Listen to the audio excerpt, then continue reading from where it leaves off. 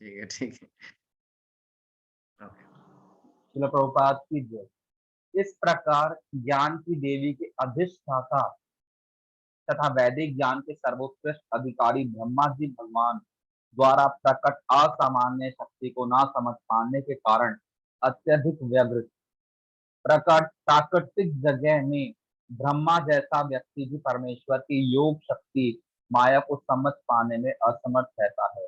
वे न केवल उन्हें समझने में असमर्थ थे, अपितु कृष्ण ने उनके समक्ष जो कुछ प्रकट किया था उसे देखकर भी व्यग्र थे। मतलब जो ब्रह्मा जी के सामने जब ये सब कुछ हो रहा था तो ब्रह्मा जी खुद परेशान थे कि सब हो क्या रहा है। वो समझ ही नहीं पा रहे थे भगवान की माया को। कृष्ण को ब्रह्मा पर दया आ गई कि वे यह देखते हुए कि कृष्ण किस प्रकार स्वयं को बछड़ों तथा ग्वालों में रूपांतरित करके विष्णु के रूपों का प्रदर्शन कर रहे थे, इसे समझने में असमर्थ थे। अतः उन्होंने सहसा उस दृश्य पर से अपनी योग माया का आवरण हटा लिया। भगवत गीता में कहा गया है कि भगवान योग माया द्वारा फैलाए गए आवरण के कारण दृश्य जगत से परे नहीं समझ पाता, किंतु जो शक्ति भगवान को अंशतः प्रकट करती है और अंशतः मनुष्य को देखने नहीं देती, वह योग माया कहलाती है। ब्रह्मा जी कोई सामान्य बद्ध जीव नहीं है, वे अन्य सभी देवताओं से कहीं अधिक श्रेष्ठ है। फिर भी वे श्री भगवान के प्रदर्शन को समझ नहीं पाए।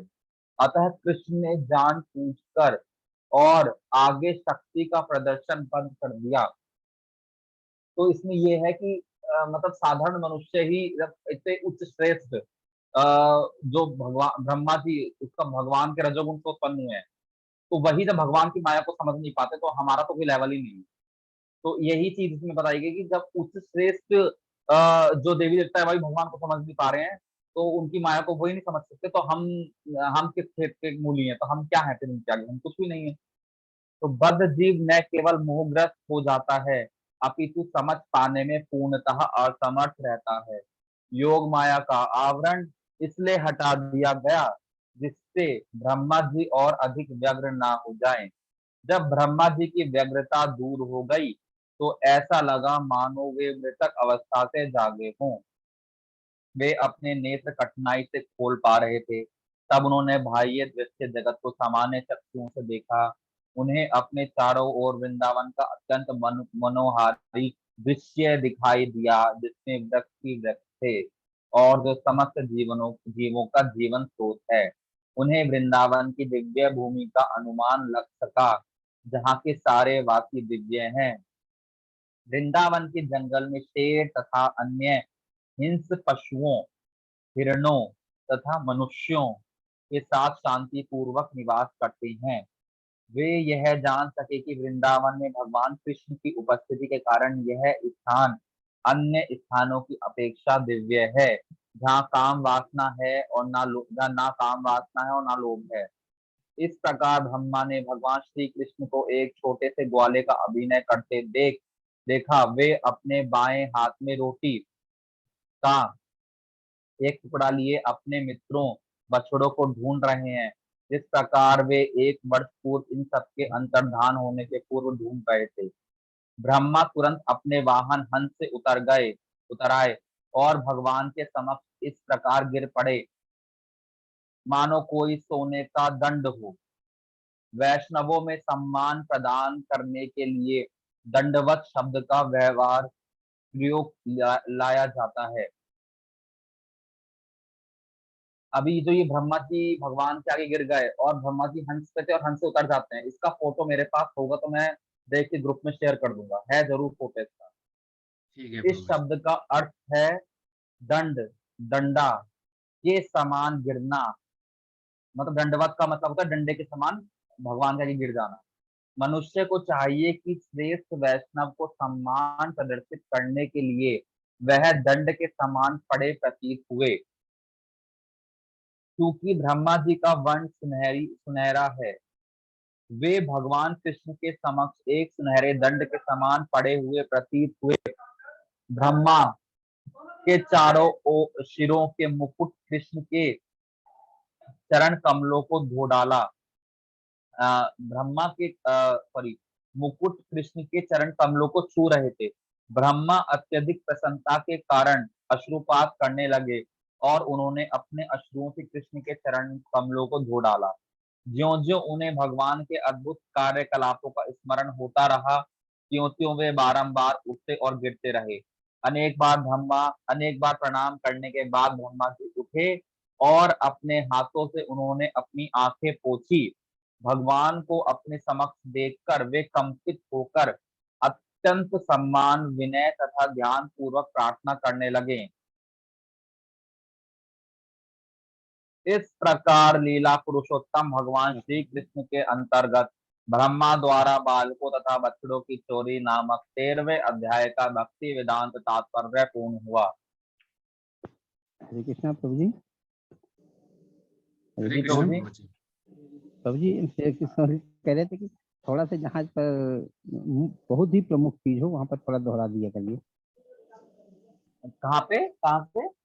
जहाँ पर मतलब कुछ ज्यादा ही जो चीज कुछ प्रमुख हो। इम्पोर्टेंट होता है प्रभु जी, मतलब कुछ अच्छा ठीक है प्रभु जी, ठीक है। हाँ सॉरी जो प्रभु जी, चीज मैं दोहरा दूंगा। हाँ, याद ठीक रखने है के प्रभु। मतलब चाहेगा। हाँ। ओके। अध्याय 14 ब्रह्मा द्वारा भगवान कृष्ण की स्तुति। ब्रह्मा ने कहा, हे भगवान, आप ही एकमात्र आराध्य परमेश्वर हैं, अतः मैं आपको विनीत प्रणाम करता हूँ और आपको प्रसन्न करने के लिए स्तुति कर रहा हूँ। आपका शरीर जल पूरित बादलों के रंग वाला है।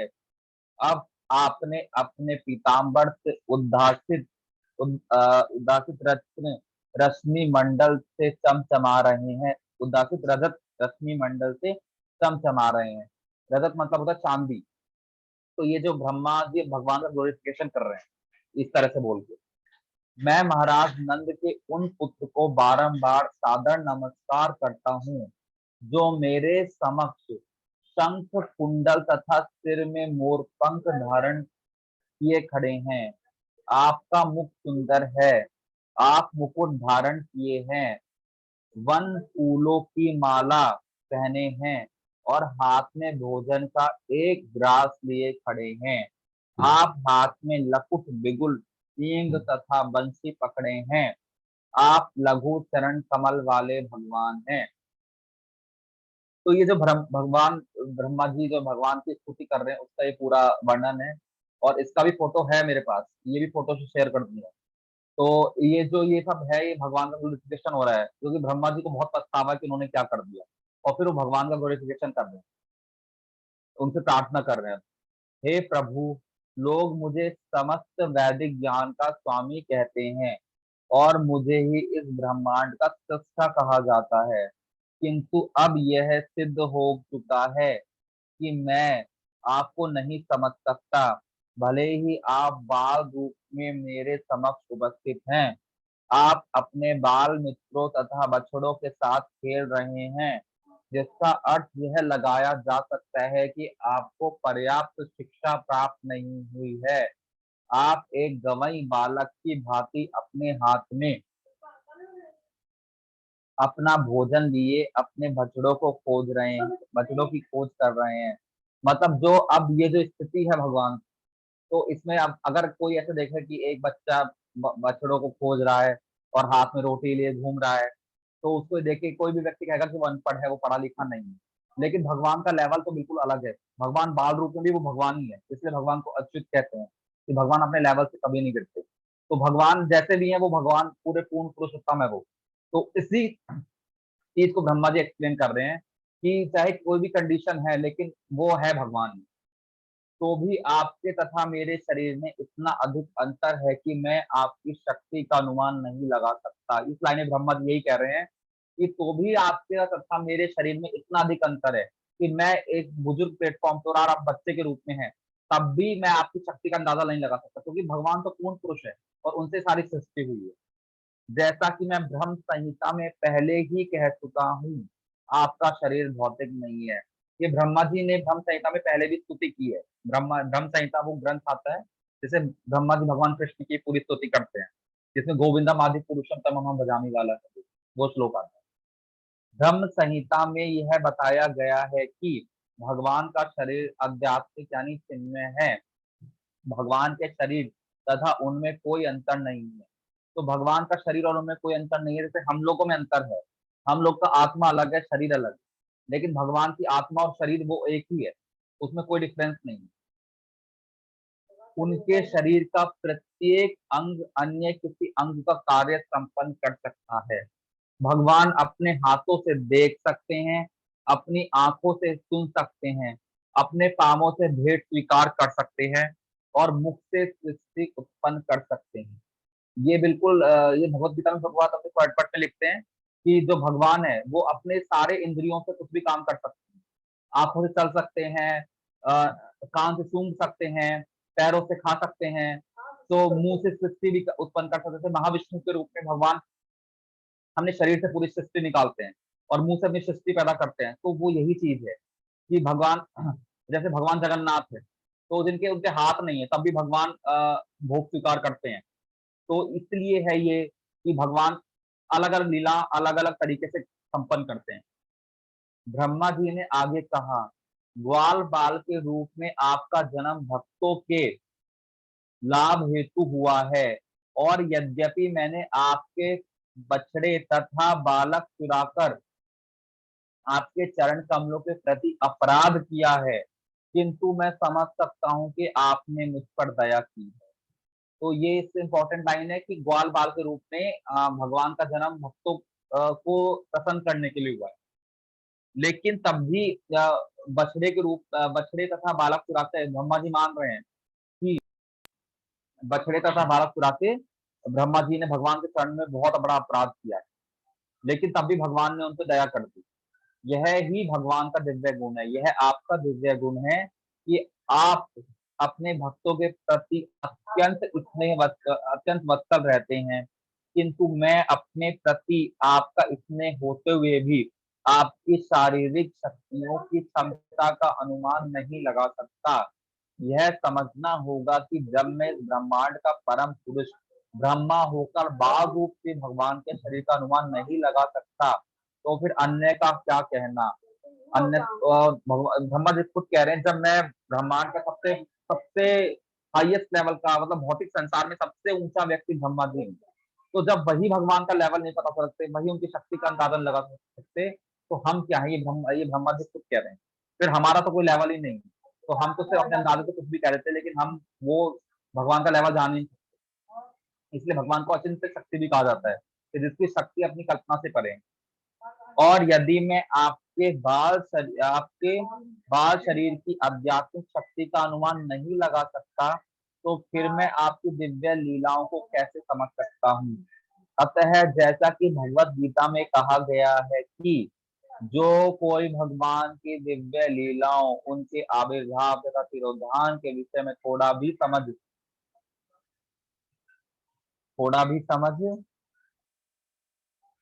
सकता है, वह इस भौतिक शरीर को त्यागने के बाद भगवान के धाम में प्रवेश करने का अधिकारी बन जाता है।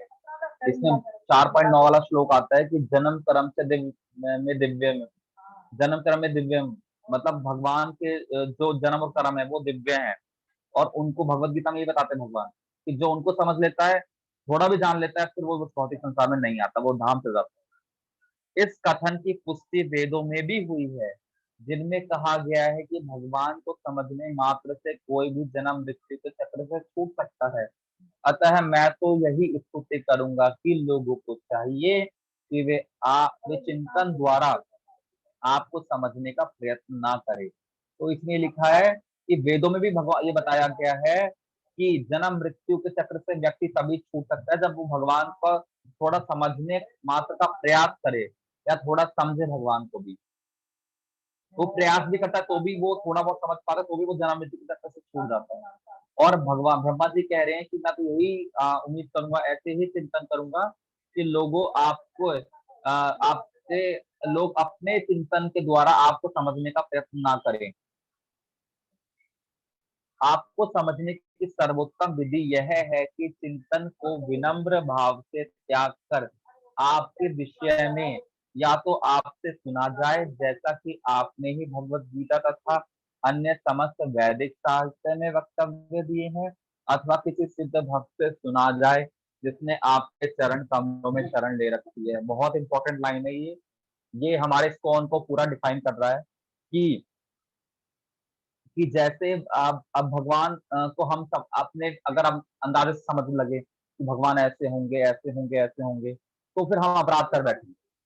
तो इससे अच्छा है कि हम भगवान को सिद्ध पुरुषों से सुने, सिद्ध पुरुषों से, श्रेष्ठ व्यक्तियों से, प्रामाणिक लोगों से, प्रामाणिक गुरुओं से, प्रामाणिक सन्यासियों से भगवान को सुनने का अ, अ, मौका लें, मतलब उनसे सुनने का अवसर प्राप्त करें, उनसे सुने हम। जैसा कि भगवान भगवत गीता में भी बता रहे हैं, या तो हम भगवान को भगवत गीता के माध्यम से समझने का प्रयास करें, भगवत गीता को किसी से श्रवण करके, है ना? और या फिर हम अपने जो सिंगर वैष्णव होते हैं या गुरु या सन्यासी महाराज या सिंगर वैष्णव कोई है, तो हम उनके माध्यम से, सिद्ध भक्तों के माध्यम से, शुद्ध भक्तों के माध्यम से भगवान के बारे में सुने, तो हमें भगवान के बारे में जानकारी मिले, तो हम भगवान को समझ सकते हैं। अगर अपना ही चिंतन चलाते रहे तो फिर हम अपराध कर बैठेंगे और फिर हम इस जन्म मृत्यु के चक्कर में ही लगे रहेंगे। मनुष्य बिना किसी ऊहापोह के भक्त से श्रवण करे, उसे अपनी सांसारिक स्थिति में परिवर्तन करने की जरूरत नहीं है, उसे केवल आपका संदेश सुनना होता है। तो व्यक्ति कैसा भी हो, ब्रह्मचारी हो, तो इसे वो ही चेंज नहीं करना, इसे सिर्फ भगवान के बारे में सुनना। यद्यपि आप भौतिक इंद्रियों द्वारा ये नहीं है, ये तो केवल आपके विषय में श्रवण करने से अज्ञान के अंधकार को दूर किया जा सकता है। ये भी लाइन इंपॉर्टेंट है। यद्यपि आप भौतिक इंद्रियों द्वारा जानने योग्य नहीं, मतलब भगवान को हम भौतिक इंद्रियों से नहीं समझ सकते, किंतु केवल आपके विषय में श्रवण करने से अज्ञान के अंधकार को दूर किया जा सकता है। इसलिए कलयुग में जो नवदा भक्ति है उसमें श्रवण कीर्तन विष्णु सेवनम, तो श्रवण सबसे पहले आता है। तो भगवान के बारे में श्रवण करने से भी हमें बहुत कुछ ज्ञान प्राप्त होता है, वही हमारे अज्ञानता को मिटा सकता है। किंतु केवल आपके विषय में श्रवण करने से अज्ञान के अंधकार को दूर किया जा सकता है। आप अपनी अनुकंपा से ही भक्तों के समक्ष प्रकट होते हैं। भगवान अपने अनुकंपा मतलब भगवान अपनी कृपा से ही भक्तों के समक्ष प्रकट होते हैं। आप अन्य किसी साधन द्वारा अज्ञे हैं और भगवान अन्य किसी साधन द्वारा जानने योग्य नहीं है कि हम कैसे भी जान सकते हैं। इसमें एक लाइन याद आ रही है मुझे कि जैसे भगवान आप अपनी अनुकंपा से ही भक्तों के समक्ष प्रकट होते हैं। तो अभी मेरी एक भक्त से बात हो रही थी, तो उन्होंने यही बताया कि भक्ति depends on not on our ability, it's all depends on mercy. मतलब जो भक्ति है भगवान की, जो हमें भक्ति मिली है, ये हमारी योग्यता पे नहीं है कि हम बहुत सक्षम है, हम बहुत विद्वान है तो हमें मिली है। ये हमारी दया पे भगवान ने हम पे कृपा की है, हमें कृपा बेस से हम भक्ति जो कर रहे हैं कृपा बेस से, तो पूरी कृपा सिद्ध है, हमें कृपा से ही भगवान का जो भी है थोड़ा सुनने को मिलता है। वरना हमारा कोई टैलेंट नहीं है इसमें कि हमें ये सुनने को मिल रहा है या हम अपने बेस पे कुछ कर पा रहे हैं।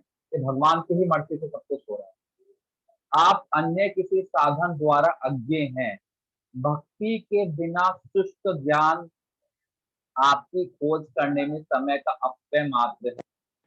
ये इंपॉर्टेंट है। भक्ति के बिना सूखा शुष्क ज्ञान, इसमें कोई रस नहीं है। आपकी खोज करने में समय का केवल खर्च है, समय वेस्ट करना है अगर भक्ति के बिना भगवान को जानने, भगवान को खोज करने निकल गए। भक्ति भक्त्याम अभिजानती, जो भगवान भी कहते हैं भगवत गीता में शायद 18वें अध्याय में, कि भक्ति से ही मुझे जाना जा सकता है। तो भक्ति इतनी महत्वपूर्ण है कि थोड़े से प्रयास से ही मनुष्य उच्चतम सिद्धि की अवस्था को प्राप्त हो सकता है। थोड़ा सा भी अल्प मात्र भी, मतलब इसमें थोड़ा सा भी अगर व्यक्ति चाहे प्रयास करे तो उसे उच्चतम सिद्धि मिल सकती है। अतः मनुष्य को चाहिए कि भक्ति की कल्याणदायिनी विधि की उपेक्षा करके चिंतन विधि का प्रत्यय न लें। चिंतन द्वारा भले ही आप दृश्य जगत का आंशिक ज्ञान प्राप्त अ, कर लें, किंतु प्रत्येक वस्तु के मूल स्वरूप आपको समझने का प्रयास करना समय का अपव्यय। चिंतन में लगे रहते हैं, उनका आपको समझने का प्रयास करना समय का नीचे कीजिए, समय का अपव्यय ही है। जो लोग चिंतन द्वारा भगवान को समझ मतलब अपने ही मनोधर्म से, अपने ही कल्पना से भगवान को समझने का प्रयास करते हैं, वो सिर्फ और सिर्फ टाइम वेस्ट करते हैं। जैसे धान के लिए भूसे को पीटना, थोड़े से धान को चक्की में दलकर चावल के कुछ दाने प्राप्त किए जा सकते हैं, किंतु धान का छिलका भूसा तो पहले ही चक्की से पिस चुका है और भूसे की बड़ी मात्रा को पीटने से दाने नहीं निकल सकते। अब जो चीज पिस गई उसको पीटने से कोई फायदा नहीं है, यह तो व्यर्थ का श्रम है। हे भगवान, मानव समाज के इतिहास में ऐसे अनेक उदाहरण प्राप्त हैं जबकि मनुष्य दिव्य पद प्राप्त होने पर मन, वचन तथा कर्म के भक्ति में लगकर सिद्धि प्राप्त करके आपके धाम को जा सकता है। भक्ति के बिना चिंतन या ध्यान द्वारा आपको समझने की सारी विधियां व्यर्थ हैं। कोई भी, अगर हम भगवान को समझने का सारा एफर्ट लगा रहे हैं, सब कुछ कर रहे हैं, लेकिन उसमें भक्ति का एडअप नहीं है, भक्ति मिक्स नहीं है, तो हम सारी चीज हमारी वेस्ट है। तो फिर हमारा कोई वो नहीं है, क्योंकि भक्ति सिर्फ कृपा बेस्ड है, और जब तक हम पे भगवान की कृपा नहीं होगी, हमें भक्ति नहीं मिलेगी, हम कुछ भी नहीं कर सकते इसमें, हमारा सब कुछ खराब है। अतः मनुष्य को चाहिए कि सांसारिक कार्यों में लगे रहकर भी वह आपकी भक्ति करे और आपके दिव्य यश का श्रवण तथा कीर्तन करते हुए आपके निकट रहे। तो इसमें ये प्रभुपाद बता रहे हैं कि ब्रह्मा जी बोल रहे हैं कि मनुष्य अपने काम जो रोज कर रहा है, जॉब कर रहा है, पढ़ रहा है, वो उसमें लगा रहे, लेकिन तब भी वो भगवान की भक्ति, भगवान के श्रवण कीर्तन में लगा रहे। केवल वो अपना काम करते करते ही भगवान का श्रवण कीर्तन कर सकता है। केवल श्रवण तथा कीर्तन से ही मनुष्य आपके धाम में प्रवेश करने की परम सिद्धि को प्राप्त कर सकता है, और श्रवण कीर्तन से ही मनुष्य भगवान के दिव्य धाम में जा सकता है। और सबसे बड़ी बात यह है, और हम श्रवण कीर्तन सब करते, रोज करते हैं अपनी चैंटिंग के थ्रू, अपनी माला के थ्रू। जैसे ही हम अपना सबसे अच्छा अटेंटिव चैंटिंग करेंगे, अपनी माला ढंग से करेंगे, उसमें श्रवण कीर्तन दोनों एक साथ होता है, तो उस वही कलयुग में धाम में प्रवेश करने का सबसे सरल रास्ता है, अगर हम अपना जपा, अपनी चैंटिंग सुधार लेते। अतः यदि कोई आपकी यश का श्रवण तथा कीर्तन करते हुए आपका सानिध्य सदा प्राप्त करता है और अपने सारे कर्म फलों को आपकी तुष्टि के लिए अर्पित करता है, जिन लोगों ने आपके अपने हृदय सारे कलमश से शुद्ध कर लिए हैं, उन्हें आपका साक्षात्कार होता है। हृदय की यह शुद्धि आपके यशों के श्रवण तथा कीर्तन द्वारा संभव है। भगवान सर्वव्यापक हैं, जैसा कि भगवान ने स्वयं भगवद गीता में कहा है, सब कुछ मेरे द्वारा पालित है, किंतु फिर भी मैं सब में नहीं हूँ। क्योंकि भगवान सर्वव्यापक हैं, अतः ऐसी कोई वस्तु नहीं है जिसका पता उन्हें ना हो। भगवान की सर्वव्यापकता कभी भी जीव के संकुचित ज्ञान में समाहित नहीं हो सकती। ये इंपॉर्टेंट है कि भगवान का जो एक्सपेंशन है, जो सर्वव्यापकता है, वो भी कभी भी, हमारा इतना ज्ञान छोटा है, हमारी इतनी बुद्धि छोटी है कि हम उसमें इस चीज को समझ ही नहीं सकते, तो फिट नहीं बैठ सकते। अतः जिस व्यक्ति ने भगवान के चरण कमलों में अपने मन को स्थिर कर लिया है, वही भगवान को कुछ हद तक समझ सकता है। भगवान को समझने के लिए पहले हम भगवान को शरणागति देंगे, पहले हम शरण में जाएंगे, उनको शरणागति लेंगे, तब हम भगवान को समझ पाएंगे। मन का तो यह काम ही है कि वह इंद्र शक्ति के लिए विविध विषयों के पीछे दौड़ता है। अतः जो व्यक्ति अपने मन को निरंतर भगवान की सेवा में लगाए रखता है, वही मन को वश में कर सकता है और भगवान के चरण कमलों में स्थिर हो सकता है। वेरी वेरी इंपॉर्टेंट लाइन है कि हम सबका मन बहुत चंचल है, बहुत बदमाश है, तो हम सबको जितना मन कंट्रोल करने का हमारा वो है तरीका है, उसमें सबसे बेस्ट तरीका है कि भगवान की जितनी सर्विस, जितनी सेवा हम कर सके और भगवान के चरणों में, भगवान के ही बातों में, भगवान के श्रवण कीर्तन में अपना मन जितना लगा सकते हैं लगाएं, उससे हमारा मन कंट्रोल रहे। वरना हमारा मन हमेशा काम वासना और निंदा तृप्ति के पीछे ही भागता रहे। भगवान के चरण कमलों में मन की यह एकाग्रता समाधि कहलाती है, और यही सच्ची समाधि है कि भगवान के हमने चरणों में अपना को स्थिर कर लिया है। इस समाधि अवस्था को प्राप्त किए बिना वह भगवान के स्वभाव को नहीं समझ सकता। इजी नहीं है ये, लेकिन करना भी है हमें।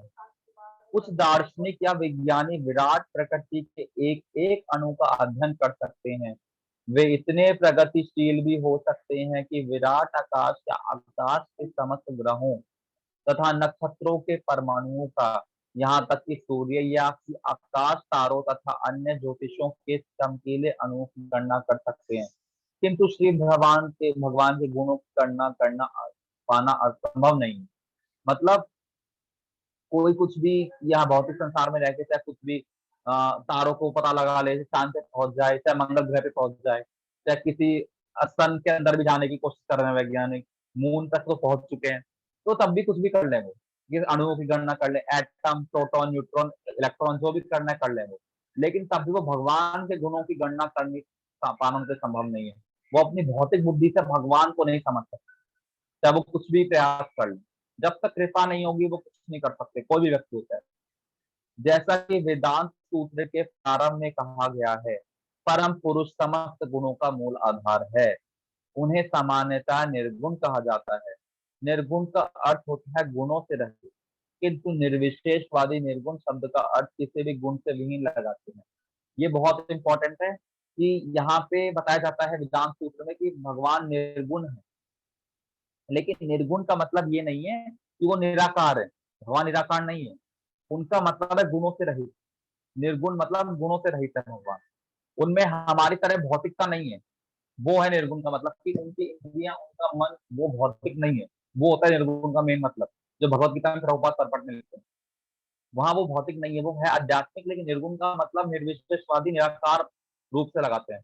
तो भगवान निराकार नहीं है, भगवान तो साकार ही है, लेकिन यहाँ निर्गुण का मतलब होता है कि भगवान भौतिक नहीं है। किंतु निर्विशेषवादी निर्गुण शब्द का अर्थ किसी भी गुण से विहीन लगाते हैं, क्योंकि वो भगवान के गुणों का अनुमान लगाने में असमर्थ हैं। अतः वे इस निष्कर्ष पर पहुंचते हैं कि भगवान में कोई गुण नहीं होता। किंतु वस्तु स्थिति यह नहीं है। असल बात तो यह है कि वे समस्त गुणों के मूलाधार है। मतलब बेसिक ही भगवान है, हर चीज उनसे निकली है, तो वो कैसे बेसलेस हो सकते हैं? वो किसी कैरेक्टर नहीं है उनमें, या फीचर नहीं है उनमें, तो ऐसा गुणहीन तो भगवान है नहीं। सारे गुण सदा उन्हीं से उद्भूत होते रहते हैं। अतः एक ससीम व्यक्ति किस तरह भगवान के गुणों की गणना कर सकता है? वह किसी एक क्षण के लिए भगवान के गुणों की गणना कर भी ले, किंतु दूसरे ही क्षण इन गुणों की संख्या बढ़ जाती है। अतः भगवान के दिव्य गुणों का अनुमान लगाना संभव नहीं है, इसलिए वे निर्गुण कहलाते हैं। वे जिनके गुणों की गणना नहीं हो सकती। तो निर्गुण का मतलब साफ लिखा है कि वे जिनके गुणों की गणना नहीं हो सकती। और भगवान के जो फीचर्स है, भगवान के जो गुण है, वो हमेशा बढ़ते रहते हैं। इसलिए भगवान की कोई संख्या नहीं है कि भगवान के इतने गुण है, क्योंकि लीलाएं अनंत चलती रहती हैं और वो गुण आगे आते रहते हैं। तो भगवान के दिव्य गुणों का अनुमान लगाना संभव नहीं। अतः मनुष्य को भगवान के गुणों की गणना के अनुमान का निरर्थक प्रयास नहीं करना चाहिए। जो हरे कृष्ण प्रभु जी। जी प्रभु हरे जी। कृष्ण प्रभु जी। हाँ, अभी अभी ये खत्म हो जाएगा प्रभु जी, तो आज हम लोग हाँ जी यहाँ तक समाप्त करते हैं प्रभु जी ना। हाँ, रोक सकते हाँ प्रभु प्रभु जी। जी, हाँ ये हाँ। गुणों और निर्गुण करना एक्चुअली नहीं है। एक्चुअली में जूम में पेड नहीं है ना, तो मतलब अभी दिखा रहा है, मतलब अभी खत्म हो जाएगा, मतलब दिखा रहा ओके है जी, ऐसे करके। तो मतलब एक्चुअली ठीक क्या है है प्रभु। वो, मतलब एक्चुअली क्या है, जो हम लोग का जो है ना जूम का जो पेड अकाउंट है ना, वो एक्चुअली में कुछ को लगा प्रभु जी आज आज कुछ मतलब वो जो है दीक्षा का वो जो है ना इंटरव्यू ले रहे हैं, अच्छा तो अच्छा यूज अच्छा। कर रहे हैं उसको। तो आज ओके प्रभु। मैं फ्री वाला यूज कर रहा हूँ। ठीक है ओके ना प्रभु प्रभु जी, जी। कोई बात ओके, नहीं। ठीक है। हरे हरे कृष्ण प्रभु जी। कृष्ण, दंडवत प्रणाम। धन्यवाद प्रणाम। वांछा कल्पतरुभ्यश्च कृपा सिन्धुदेव च पतितानां पतितानां पावनेभ्यो पावनेभ्यो वैष्णवेभ्यो नमो नमः। नमो नमः। अनंत कोटि वैष्णव वृंद की जय। गौर प्रेमानंदे हरि हरि हरि हरि बोल। अंकित प्रभु की जय हो। अंकित प्रभु की जय। अंकित बहुत बढ़िया। अंकित प्रभु की जय हो।